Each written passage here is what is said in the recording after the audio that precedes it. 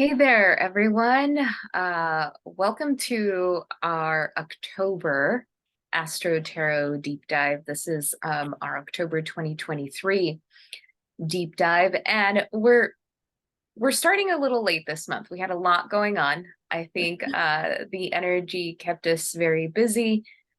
So what we're doing for this forecast is we're going to recap a little bit the first half of the month, and then we're going to go through the major aspects of the rest of the second half of October. But, you know, as we mentioned in our September forecast, October was a month with two eclipses. And so, unlike the last couple of eclipse seasons, we've had one eclipse on one month and then the second eclipse on another month. October is a month that has both of them just a few weeks, just 2 weeks apart from one another. And so I just want to touch a little bit on how you've been experiencing this. What are the themes that you've noticed with people you've come across, with clients, because it's been pretty intense and with a lot of revelations, I think, for a lot of people.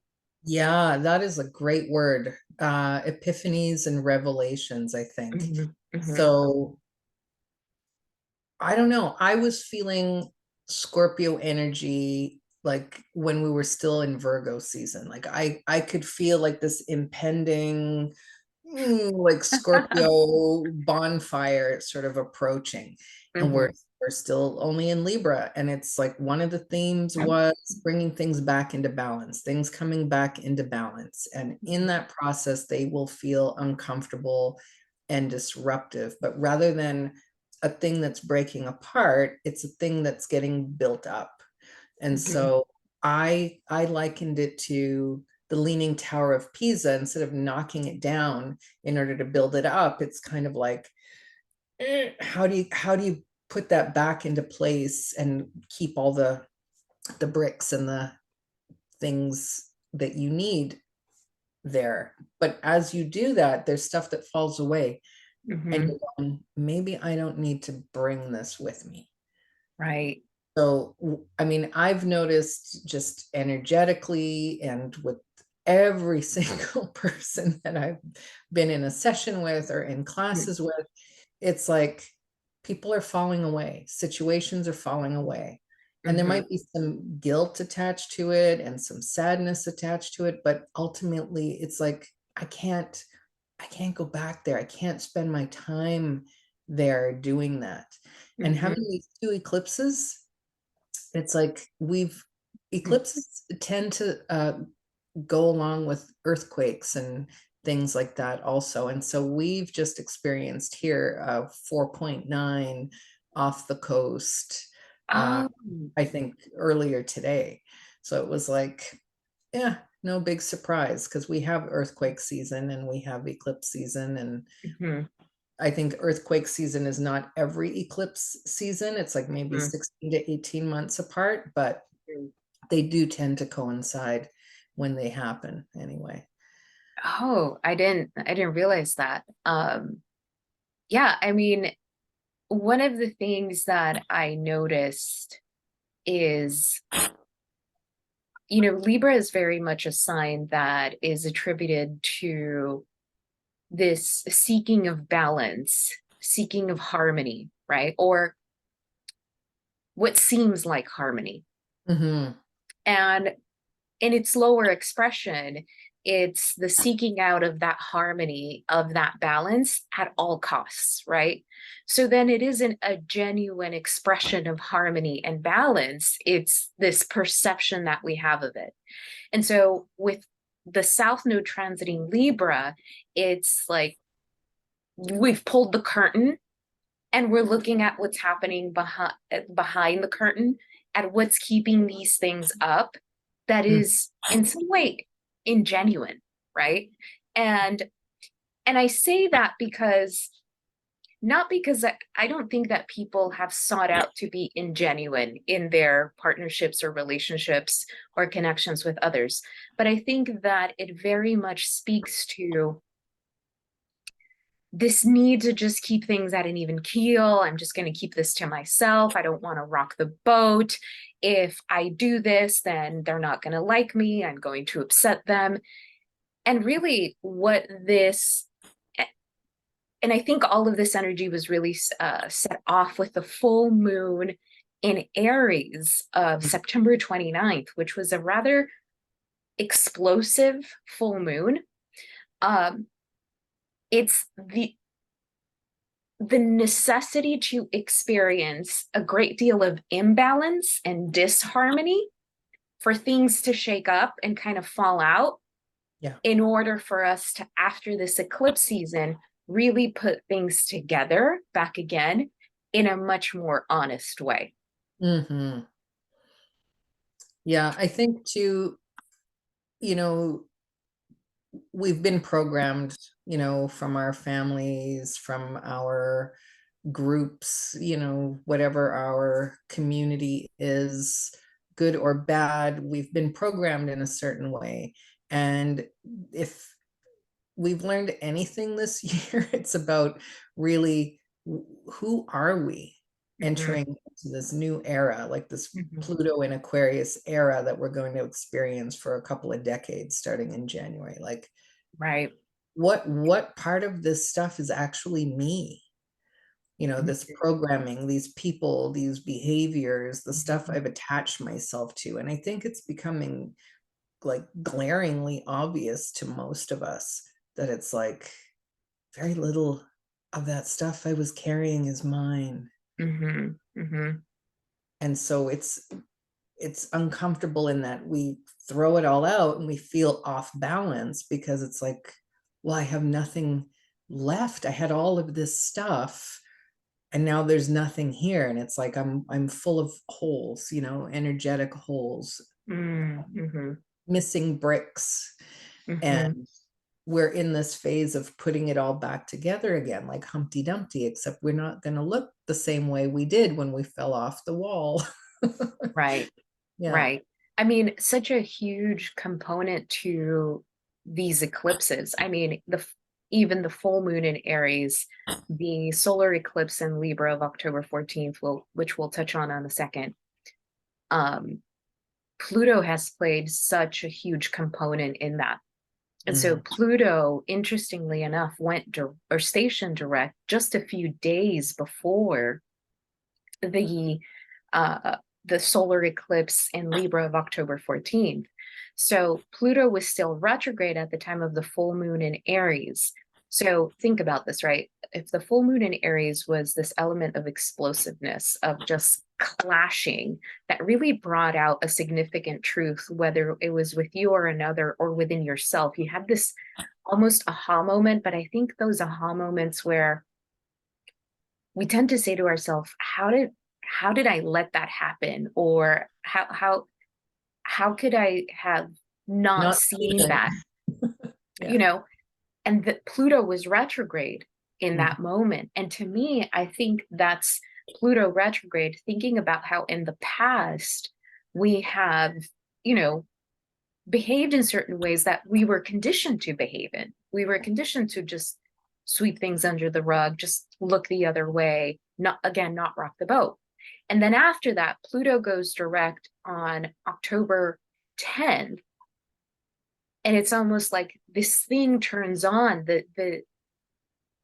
our ability to see things exactly for what they are, especially the shadow part, turns direct after being retrograde, not dormant, but retrograde, really introspective for months.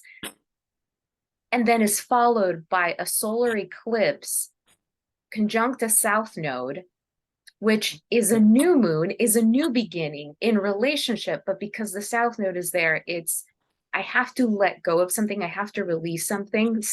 This may manifest in someone, but not necessarily. I have to release a particular way of relating in order for a new way of relating to begin. And that's a very simplified way of putting that.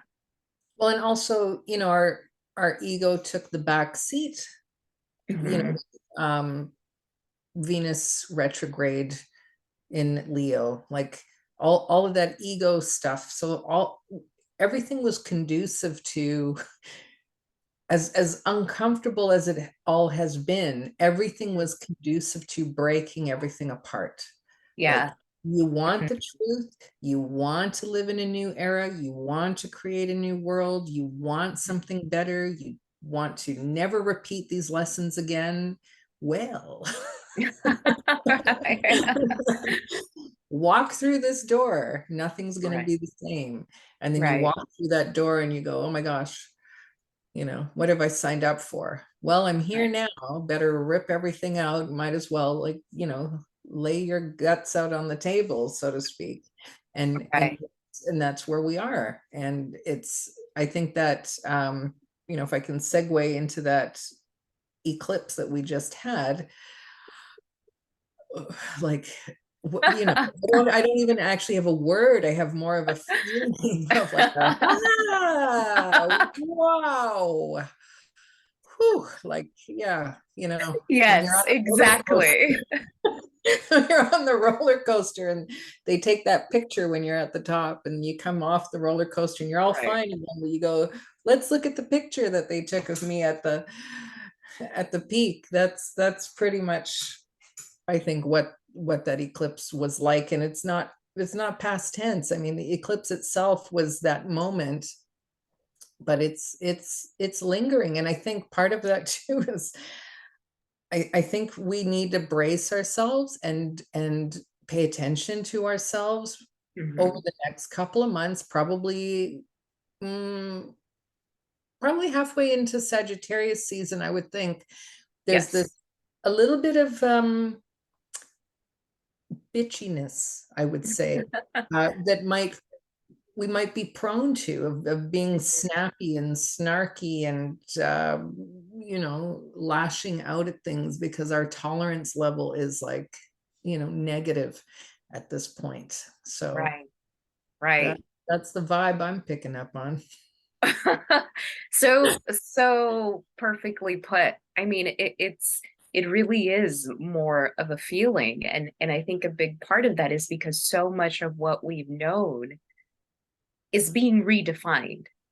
And so if we're redefining something almost from nothing, Yeah. um, what words do you have for it? And so you're right. I appreciate you saying it's not just the day of the eclipse, right? Because I think there was a great buildup to it that started months ago with that Venus retrograde in Leo. And remember, the two eclipses that we're experiencing in October are ruled by Venus, Libra, and Taurus.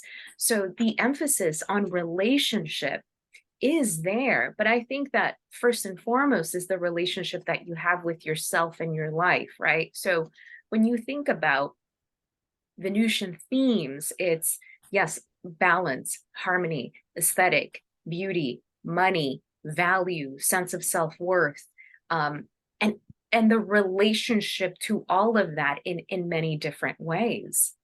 And so we had this solar eclipse, which was an opening, which was great emphasis in Libra energy. We had a stellium in Libra in a way that we haven't had in a long time. And then there was it was such a sharp square from Pluto now direct in Capricorn.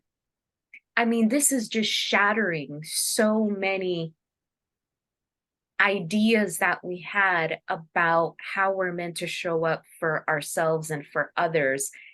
And I think the expectations of how others should be showing up for ourselves. Mm. And I think what this does is that sharp square from Pluto and Capricorn really is liberating, because I think what comes up is, oh, everybody is really living in their own world.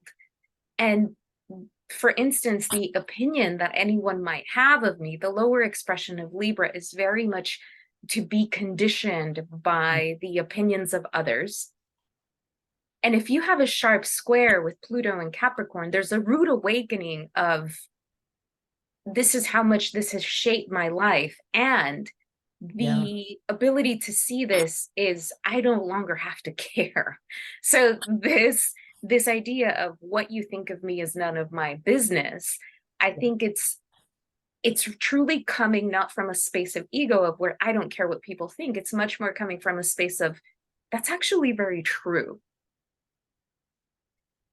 And so I think that, the North Node in Aries is being so activated as well, which is where I think, our level of tolerance is very short because we're adjusting to this new Aries energy that is giving us permission to truly be ourselves. And for those who have had a difficult time knowing how to do that, you're learning how to walk. You're learning how to walk in those shoes. Yeah, I described it to someone, I think it was in the group, when we're bringing things back into balance, just imagine the seesaw where you have a 2-year-old on one side and a 300-pound person on the other. And you better make sure that the 2-year-old gets lifted off first because it's going to go. You are not a bystander. You are actually the seesaw in this. You are the seesaw. So it's everything constantly coming back into balance. There's new information. Oh, how do I bring this back into balance? How do I make this fit? Maybe I don't make it fit. Why am I holding on to that other weight? I don't need that other weight. Okay, get rid of that. How do I it's this constant thing. And the part about not caring, yeah, it's like I think people are feeling very emotional about a lot of things right now. So there's a lot of empathy and a lot of caring, but actually knowing what to care about and what to no longer care about is really coming to the surface. Yeah. Yeah. Another thing that I've been noticing as we do when we are sitting with uncomfortable things, and this is even including myself, is, well, what do I do with this? What am I, the question of what do I do now? So now that I know this and now that I see this, what am I supposed to do with it? How do I move forward with it? And it's so silly because first off, during eclipse seasons, the ego really is meant to take a step back. And at the time that you and I are recording this, which is October 16th, we are literally in the in-between portal of two eclipses. Yeah. This is a very delicate, I don't know, divine karmic time. All of the words that feel so ethereal and so beyond us, this is really the time. So this really is a time of allowing what you're meant to receive, the lessons that you're meant to receive, how your soul is meant to evolve, to really allow that to happen. So if you're asking, well, what do I do with this? What do I do now? How am I supposed to move forward? I don't think right now is the time.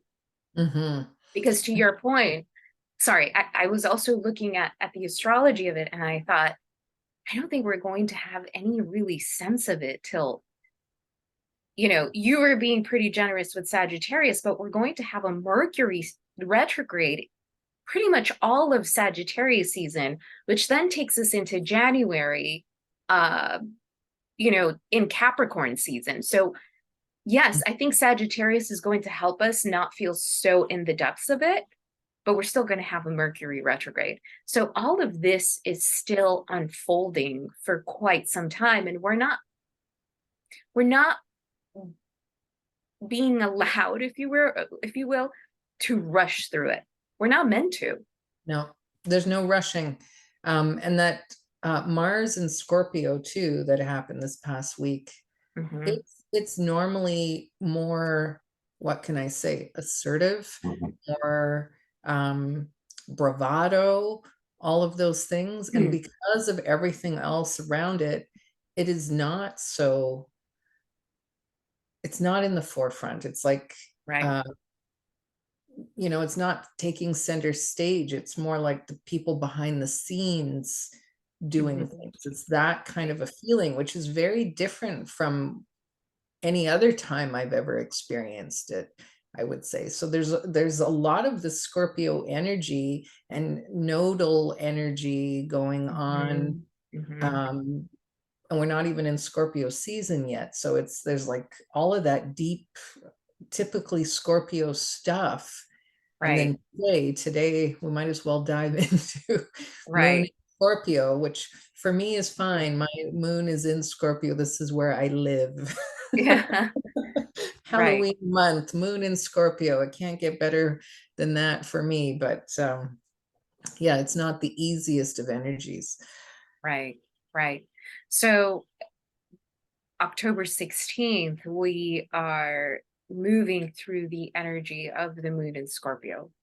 So this is 2 days after the solar eclipse in Libra, the moon obviously being in Libra at the time of the eclipse. Libra energy is still air energy, it's still heady energy, rationalizing energy.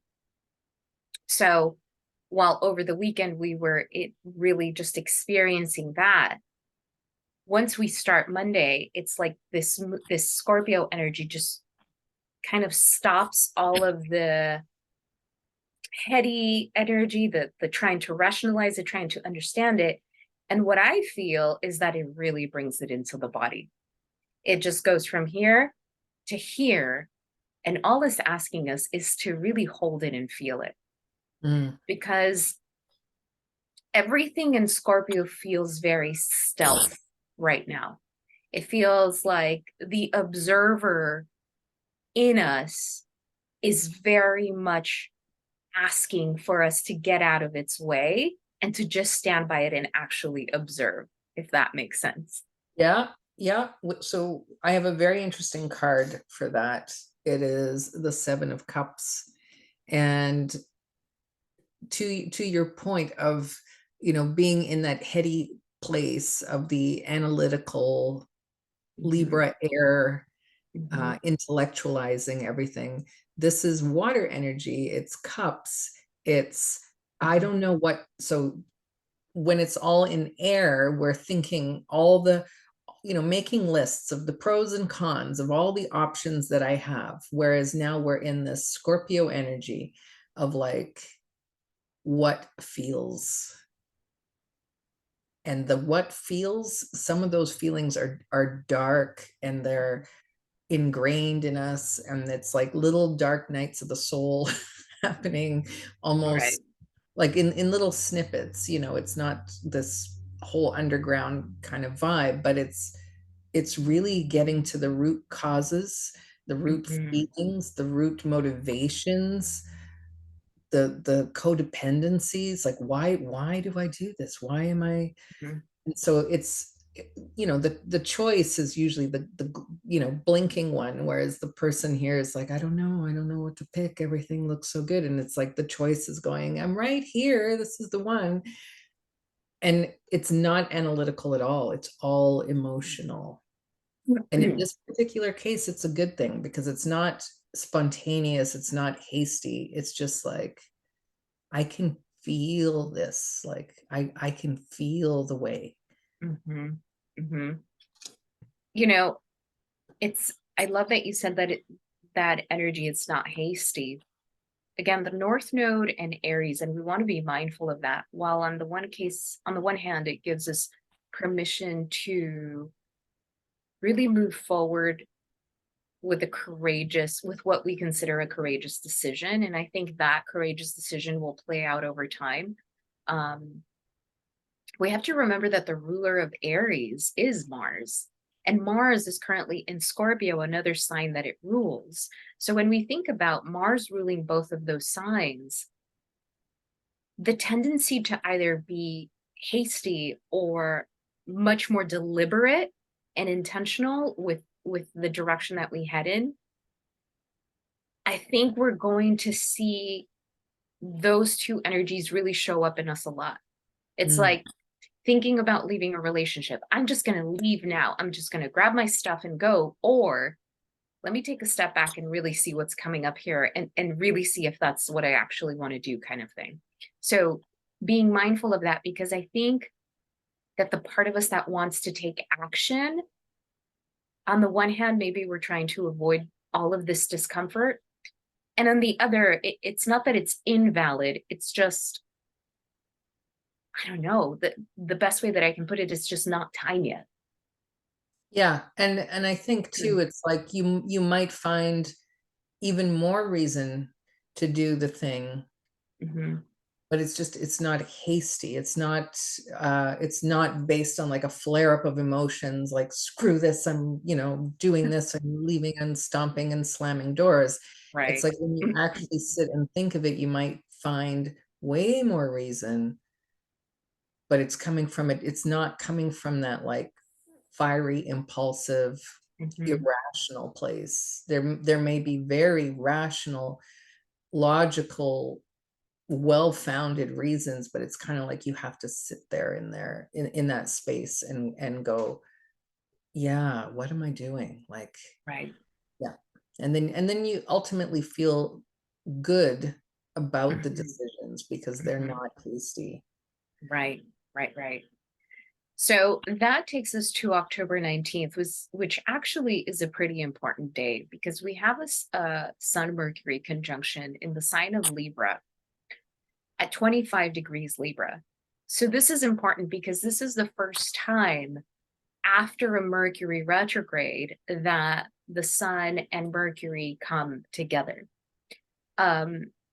And this is important to follow that cycle because Mercury was retrograde in the sign of Virgo in August, while Venus was retrograde in Leo. And so we had those two planets retrograde at the same time. Now it's important to understand that the sun is going to illuminate something in Mercury regarding relationships in Libra. So think about what started then about relationships that is now coming to a new light for you at this time. And again, there is another square of this Sun Mercury conjunction to Pluto in Capricorn. So let's follow a timeline. There was a Mercury retrograde in Virgo in August, while Venus was retrograde in Leo. So that cycle went on. Mercury came out of retrograde. It went into Libra, and now finally, the Sun and Mercury meet again. There's a clarity there's an understanding based on what has happened over the last several weeks. That's where to Pluto signifies, oh, I can't go back to that. Or, oh, I can't continue doing this. There is a turning point, and it's a pretty significant one. Yeah. I think I mentioned with you and with other people that October 14th was really like we are turning a corner. It is turning a corner that you cannot go back to. And so there's a feeling of, maybe it's very much that Scorpio feeling of death to something. The death card in the tarot is ruled by Scorpio. So we've got here the King of Wands, and this is on the negative side, he can be a dictator.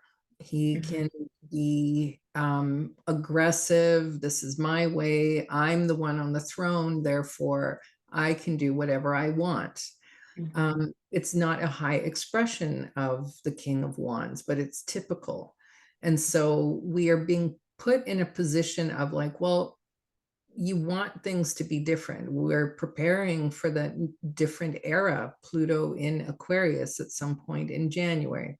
Do you want to do things the same way? You said you didn't. So if you're going to be in this position, you need to lead, not dictate. And it's a much more, I don't want to say collaborative energy because it still feels solitary, but you have to walk the talk now. You have to lead by example. You need to mature. You need to, there's no tolerance for it anymore. So this king, and we've seen it in the tarot for like the last year, that there's like a higher vibration pretty much of every archetype that is just different. It's just different than the way it has been. And I think we are recreating, or we are co-creating a new reality. And so everything is different. Therefore, it's unknown to a certain degree. It's like a higher octave of whatever we've experienced before. And so this king is the same way. He's got these wonderful qualities. He's fiery and passionate, and I wouldn't say impulsive in the positive sense, but somebody who can make a decision quickly when needed. And we're being called to mature this energy. Yeah. You know, even stepping away a little bit from the theme of relationships when it comes to other people, this is also a lot of revelation around the relationship that you have to your belief systems, to certain habits, to certain patterns in your life. So let's say that this has nothing to do with anyone else in your life. This is really about understanding, okay, this is a vision that I have, and these are the limiting thought patterns that have kept me from actually obtaining that. And I think that so much of the last couple of months have been about challenging those limiting belief systems and saying, oh, but that doesn't have to be true, or that's not true, or that doesn't have to be true for me. And while that seems like a good thing, which it is a good thing, you have to understand that there's a certain level of discomfort when you're being invited to level up in a certain way. And the thing is that when we actually believe ourselves to be capable of that leveling up, there's some excitement, but there's also a lot of fear. And I just want to name that because I think it's important to validate it. Because to your point, there is something that we can't yet see. We haven't been this part of ourselves. And that, again, that Pluto in Capricorn really makes sure that we are present with what we're feeling. So that's something that I've been noticing as well. Okay. So October 22nd, Mercury leaves the sign of Libra and enters the sign of Scorpio and remains there till November 21st. So that Mercury in Scorpio, at the time that it ingresses, it creates a trine to Saturn in Pisces. And I actually think that that's such a nice energy to move into after Mercury has created that harsh square to Pluto. This is a hard truth that I have to accept of where I am now, what I'm leaving. And then when Mercury enters Scorpio, again, it's about depth, it's about profundity, it's about going within. But the trine to Saturn in Pisces is the remembering of compassion and accountability. That's really what I have, kind of like tagline to Saturn in Pisces, a compassionate accountability. Mercury and Scorpio now, on the one hand, can manifest in a very introspective period, or a time, if you're up for it, a time for a very strategic planning. And with Saturn supporting there, you're strategically planning something that has legs for the future. So there are a couple of ways that can manifest, but it's really asking you to go within either way. Do you want to address the other aspect on the same day? Yeah. So on the same day, then we have Venus in Virgo creating a trine to Jupiter retrograde in Taurus. So actually, overall, these are really beautiful energies on that day because we have an abundance of water energy. Mercury and Scorpio trining Saturn and Pisces. We have Mercury and Saturn coming together, which creates a nice solid foundation, even though the signs are in water. Then Venus in Virgo creating a trine to Jupiter retrograde in Taurus. That's Earth energy. Venus in Virgo is saying, how am I minding the details? How am I minding my day-to-day? What is my relationship to my day-to-day right now while so many things are happening at the same time? And the connection to Jupiter and Taurus is, if I continue showing up for myself on a daily basis to the best of my ability, this is going to carry me through in the long run. So this is really about the reminder of, don't just give in, don't just give up, really keep a steady pace. So as with water and earth coming together, this is fertile ground for something to grow. Or it can create mud that we're dragging our feet through. And I think that that comes more if we're in denial of what's showing up for us at the moment. Right, right. So I've got these 3 cards to represent those 3 aspects, but it's really those 3 aspects combined. Right. So we've got the Empress, the Ace of Swords, and the Six of Cups. And it's very nice energy all together. It's simple yet profound, with clarity and expansion and love and reciprocity and coming full circle, remembering things of your past. I mean, it can be past lives, remembering, not just your past in this life. Why did you come here? What is it that you're doing? What have you forgotten? Like, how do you get back onto the track? And it's like a simple track, but it's also mental clarity. And so with the Empress energy, this is divine feminine energy. This is preparing us for that shift, moving away from the patriarchal systems. This is like bringing that nurturing flow, compassion.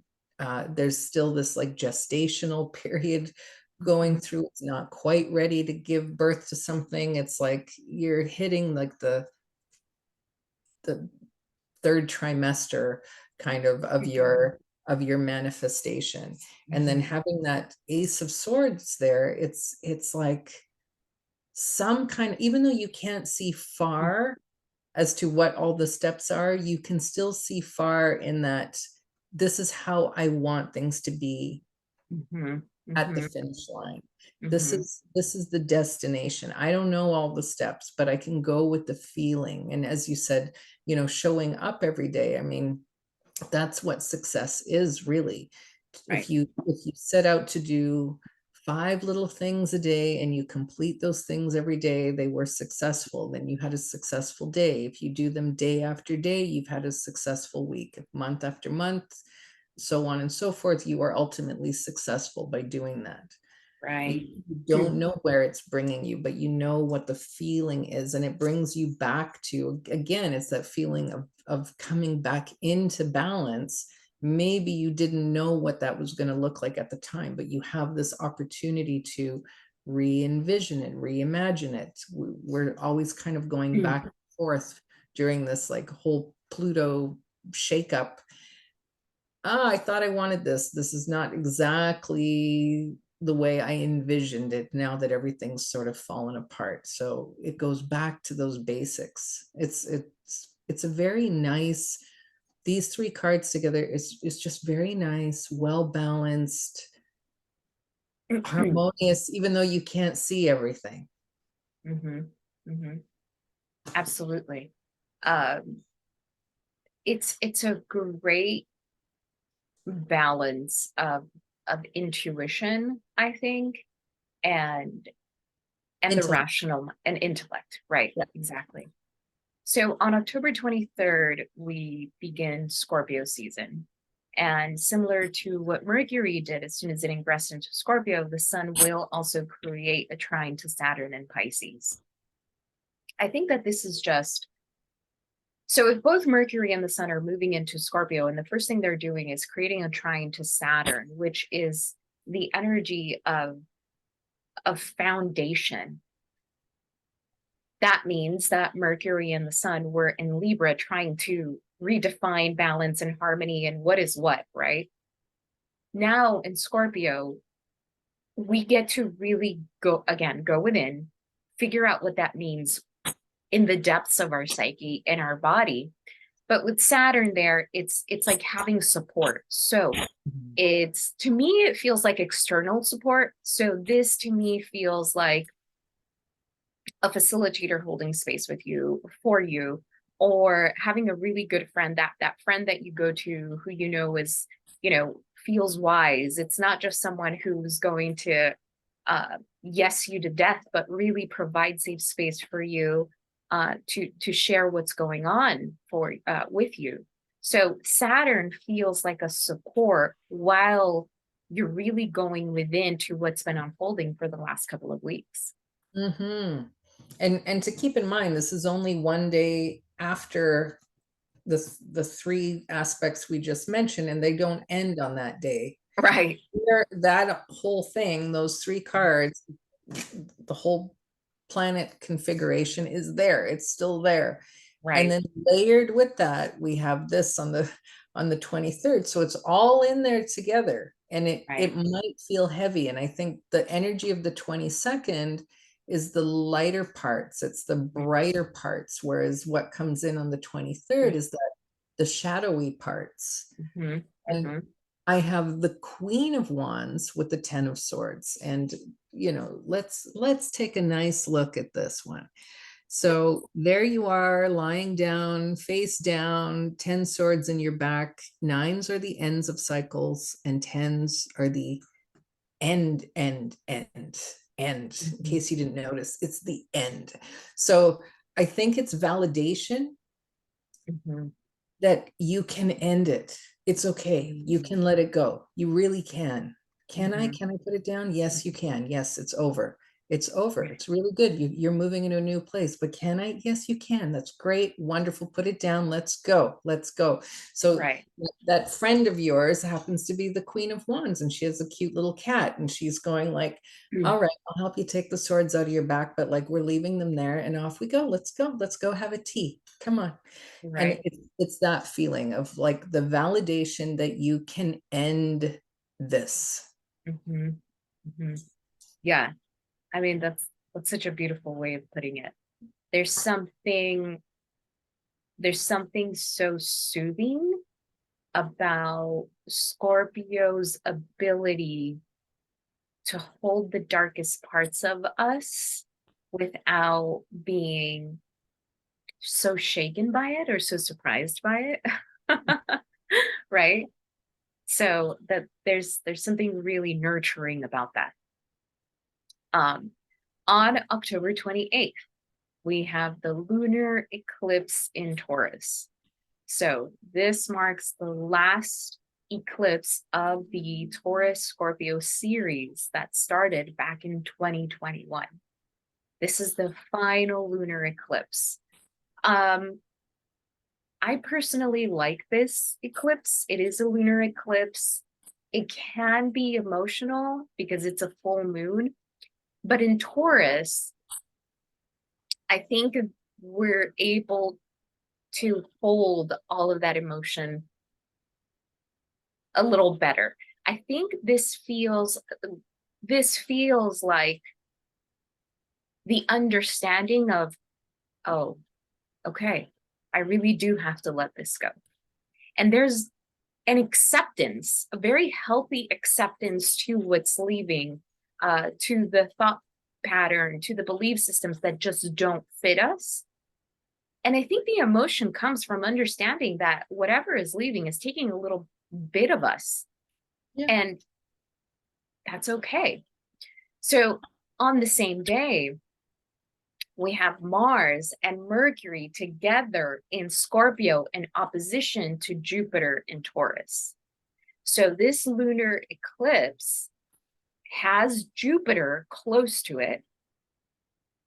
And so there is growth and expansion that comes from a particular ending. Okay. But Mars and Mercury together, I think that this is going to make people very direct in their communication, very honest. Or at the very least, if you're not communicating with others, it's like this laser sharp focus or laser sharp no longer lying to yourself. Mm-hmm. So again, there is a liberating quality to this lunar eclipse that makes room for a lot of abundance and prosperity in a lot of different ways, but it plays out over the next couple of months. As most of these energies will. Yeah. So, okay, hold on. We have the tower. There it is. There is the tower. There's that eclipse. Big kaboom. Earth-shattering kaboom. Blocking our view of Venus. Sorry, that was a Bugs Bunny reference. And the King of Cups. So the King of Cups is the water sign king. It could be Pisces, Cancer, or Scorpio. He's like a dad figure, an emotional, kind, compassionate guy, maybe a little wishy-washy in his negative aspects. This is like the dad who goes, yeah, you can have chocolate before dinner. Yeah, you don't have to do your homework. Homework sucks. With this energy, it's a little bit more tough love. It's like, no, you can't do that. And yes, I still love you from the universe. And you have to be that way with yourself too. Like, I do actually care about myself. I need to bring myself into the new era. I need to last. I need to persevere. Therefore, Mhm. very nice follow-up after the Ten of Swords with that loving compassion, tough love for ourselves. Right, right. Yeah. I mean, those are really powerful cards for that lunar Yeah, eclipse. and we've got the King and Queen of Wands in here so far. We have only a few cards here, but the Ace of Swords all the way to the Ten of Swords, Wow. and the Ten of Swords into the Tower Yeah. is like, you know, um, when you mention that Scorpio energy too, of kind of being used to it, being used to letting out the emotions, it's kind of like somebody who was never allowed to cry Mm-hmm. finally is able to cry, and then they're kind of crying all the time until they get used to it. Right. Or it's like, visiting the underworld, like, I don't know, like a um Jack Skellington, what's that movie, The Nightmare Before Christmas? Uh-huh. Yes, if that was in our happy, pleasant daytime, we might be afraid. But when you go visit that world, everything makes sense in that world. And that's kind of what this Scorpio world feels like. It's like within context, it's not so scary. Within context, it all makes sense. Within context, the shadow side is okay. Like, yeah. Right. That's such a great point because I think one of the things that I think about every eclipse season is for those of us who have an understanding of what eclipse seasons represent, and when we pay attention to the, you know, immense transformations we experience during eclipse seasons, it's hard enough. But then for those that aren't paying attention to, channels like ours or aren't doing any introspective work, there is no context. And it can feel like life is just coming at you, you know, at 200 miles an hour. And you're like, why? Right. So there is something about understanding the context, and it's important, especially with this lunar eclipse in Taurus, because remember, this is the last eclipse of that. So when you think about the Taurus Scorpio dynamics, they have been about value, self-esteem, control, manipulation, that being the last eclipse we experience while we're experiencing a first significant eclipse about relationships. Those two things are happening at the same time. It's not a coincidence. Yeah, I think it's also, what comes to mind too with Taurus and Scorpio, it's again finding the balance between like self-indulgence versus self-care, or finding the well, everything sucks, everything's dead, to looking at your shadow side. It's Okay, like, right, in order for light to happen, you need darkness. Like, right, it's instead of those extremes of these two that have been just like hyper exposed. Okay, so that moment has passed, and hopefully everything settles down. I shouldn't say hopefully, everything begins to settle down when you're aware of that's what it is. right, right. So we actually end the month on a pretty good note. Um, and I I think we need that. October 31st, Halloween, we have Venus and Virgo creating a trine to Uranus in Taurus. So Venus and Virgo is essentially, it's what is the relationship to my routines? What is the relationship to my discipline? The relationship in showing up for myself every day, the relationship to my body, to my health, right? Again, those little seemingly little things that bring us to the present moment. Mhm. Creating a trine to Uranus and Taurus is when you create a beautiful relationship with consistency and with routine that really comes back to you. In the long run, you're liberated from things that don't matter. And so Venus trine Uranus um, is, on the one hand, when we're speaking just specifically about love and romantic relationships, is meeting someone and just hitting it off the bat. It's like love at first sight. In Taurus and Virgo, I think because those are earth energies, is if that's how you experience this relationship, especially on Halloween, it's okay, this is fun, this is flirty, let me see where it goes. Whereas if these were fire signs, it's like, I love you, right? Jumping the gun. But Venus trine Uranus in these earth signs, this isn't new. We experience a lot of this trine to Uranus and Taurus when we were in Virgo season. And really, it's not anything I haven't said before. Consistency, showing up for yourself on the day to day. If you have 200 things on your to-do list, can you cut it to a few things on your to-do list and really feel connected to each and one of the things in the present moment? Mhm. Yeah. Well, we have the fastest night in the deck, the Knight of Swords, and it's more intellect than feeling. Mhm, It's not getting swept up in the, as you say, in the mhm, impulsive, like mhm. fiery feelings, Right. but it's charging forward, and it's charging forward with a plan. So it's not Mhm, necessarily charging forward in every direction all at the same time. right. It's charging forward like, okay, I've been waiting to do this, or I have been waiting to do that. I couldn't. So I was patient. I did my inner work. I Mhm, reflected and did this and that and whatever. mhm, Bouts of self-indulgence, perhaps. mhm, You can actually move forward here with mhm. in a certain area.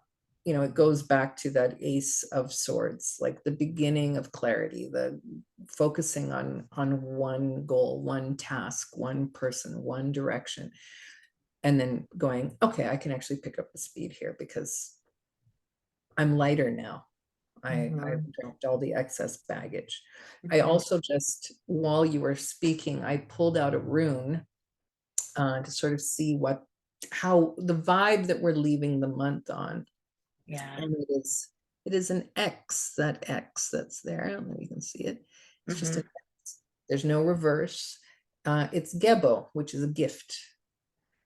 It's also love. I mean, that's why we use the X for kisses and hugs, right? So Oh, okay. gift, there's no downside to it. It is a very good rune for relationships, for love, for receiving what you need to move forward, reward. But it's not like payment or anything like that. It's not like you did something and you receive payment. It's like karmic. You do good in the world, you receive abundance, you receive love. You want to exhibit joy, then you receive things to be joyful about. Yeah, that's beautiful. I mean, I think, again, we're only halfway through October and we're like experiencing all of these things, but it's nice to know that at the end, there's really grounding energy. There is, you know, I don't want to say a light at the end of the tunnel, but because that doesn't feel necessarily right. I think there's just a different level of acceptance when it comes to living life on life's terms and knowing that we're able to do that and really come out wiser.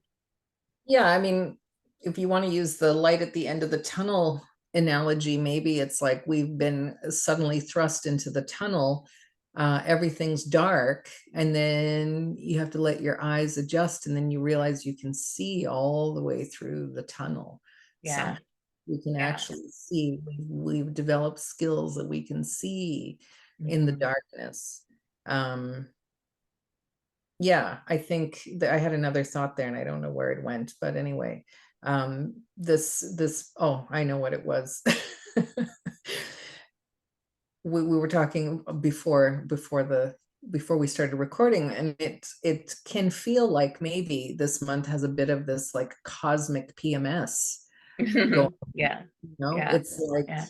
maybe weepy, emotional, something like something out there is triggering us to just get a little, you know,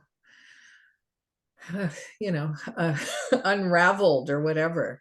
And then it's Right. fine. It passes. It's not like it's ended. We're Right. still moving forward. It's part of the cycle. Right. Right. So that's October. We hope that, I gave you some insight, I gave you some context. We will be back with all of November this month. Just there were a few times where we tried to meet and it just couldn't happen. So, it is what it is. But thank you all again for joining us. We, I'm sending you my best with these eclipses and see what unfolds, see who can hold space for you, validate anything that comes up. I think that's another thing about eclipse energy is that sometimes certain things come up that we thought, where is that coming from? That's not coincidence. That's asking you to look at it. You don't have to make anything of it. You don't have to make a decision out of it. It doesn't have to be anything beyond what is this trying to teach me? And really, I think that's a great prompt for Yeah. for October. What is what I'm seeing trying to teach me? That's a wonderful note to go out on. And the fact that this is our third year, we are starting our third year of this. All right. Oh, This is third year? season 3, episode 1. Yes, it is. Wow. So, Wow. yes, thanks to everybody who continues to watch and share and subscribe and all that good stuff. Yeah. Yes. Thank you all so much. Thank you.